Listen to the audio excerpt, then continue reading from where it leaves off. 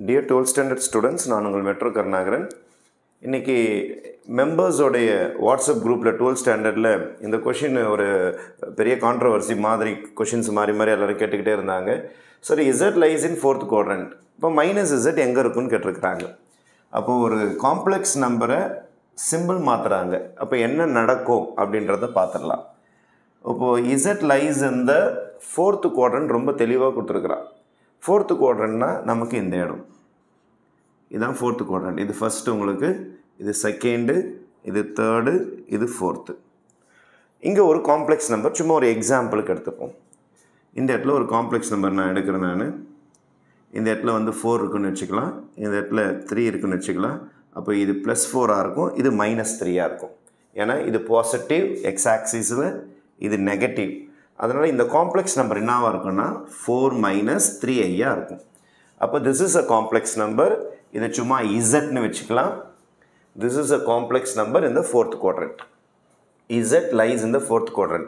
4th quadrantல X பாசிட்டிவாக இருக்கும், Y நெகட்டிவாக இருக்கும். அதாவது ரியல் நம்பர் பாசிட்டிவாக இருக்கும், இமேஜினரி நம்பர் நெகட்டிவாக இருக்கும். ஃபைன்.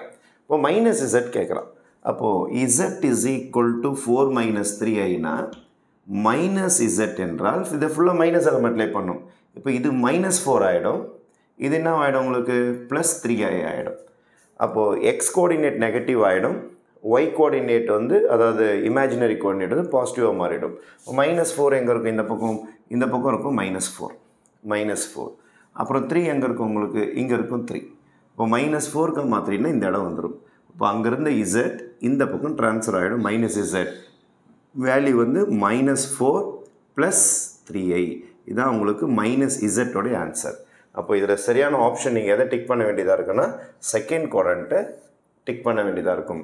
அப்போ ஒரு காம்ப்ளெக்ஸ் நம்பர் நீங்கள் நெகட்டிவாக மல்டிப்ளை பண்ணும்போது அப்படியே டயகனலி ஆப்போசிட்டாக அது ஷிஃப்ட் ஆகுது. Diagonally opposite. அப்போது அது 4th இருந்தால் நேராக எங்கே போயிடும்? செகண்ட். இதை மைனஸால் மல்டிப்ளை பண்ணிங்கன்னா திருப்பி இங்கே வந்துடும். அதேமாரி இது ரெண்டுமே பாசிட்டிவாக இருக்கும். இதை மைனஸால் மல்டிப்ளை பண்ணிங்கன்னா தேர்ட் குவாட்ரண்ட் வந்துடும். ஃபஸ்ட்டில் இருந்தால் தேர்டுக்கு போயிடும், தேர்டில் இருந்தால் ஃபஸ்ட்டுக்கு வந்துடும். இதுதான் கான்செப்ட்டு.